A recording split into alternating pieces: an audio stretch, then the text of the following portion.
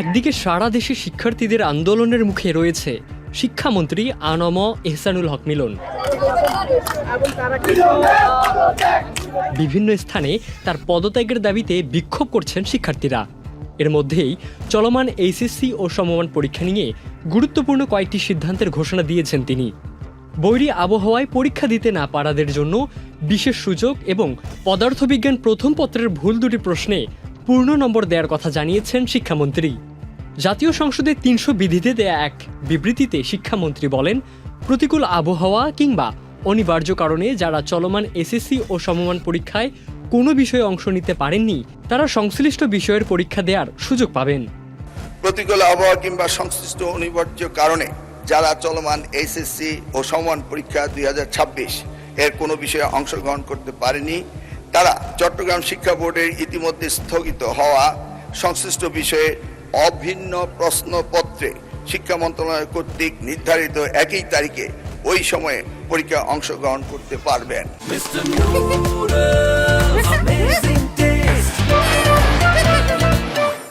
শিক্ষামন্ত্রীর ভাষ্য, এসএসসি পরীক্ষা শিক্ষার্থীদের জীবনের একটি গুরুত্বপূর্ণ ধাপ। তাই বিশেষ বিবেচনায় কোনো শিক্ষার্থী যাতে ক্ষতিগ্রস্ত না হন সে লক্ষ্যেই এই সিদ্ধান্ত নেওয়া হয়েছে। চলতি এসএসসি ও সমমান পরীক্ষায় সারা দেশে অংশ নিয়েছেন 12,70,583 জন পরীক্ষার্থী। ভারী বর্ষণ ও বৈরী আবহাওয়ার কারণে চট্টগ্রাম শিক্ষা বোর্ডের অধীনে চট্টগ্রাম, কক্সবাজার, খাগড়াছড়ি, রাঙ্গামাটি ও বান্দরবনের কয়েকটি পরীক্ষা স্থগিত করা হয়েছে। এছাড়া ঢাকাসহ দেশের বিভিন্ন জেলায়ও বিচ্ছিন্নভাবে কিছু পরীক্ষার্থী পরীক্ষায় অংশ নিতে পারেননি। এদিকে পদার্থবিজ্ঞান প্রথম পত্রের 6 ও 7 নম্বর প্রশ্নে ভুল থাকায় ওই দুটি প্রশ্নে সব পরীক্ষার্থীকে পূর্ণ নম্বর দেওয়ার ঘোষণা দেন শিক্ষামন্ত্রী। পদার্থবিজ্ঞান প্রথম পত্র 6 নম্বর প্রশ্ন এবং 7 নম্বর প্রশ্নে যে ভুল হয়েছে তার জন্য পরীক্ষার্থীদের পূর্ণ নম্বর দেওয়া হবে।